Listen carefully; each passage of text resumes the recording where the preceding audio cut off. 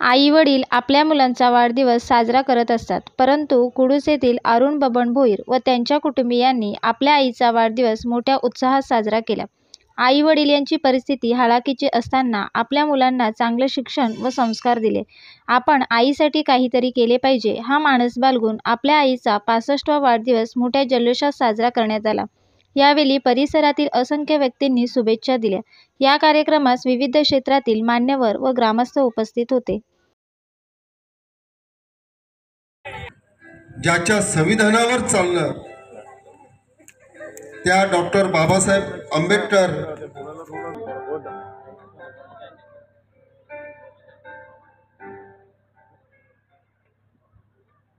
सर्वात जास्त शुभेच्छांचा वर्षा होतो.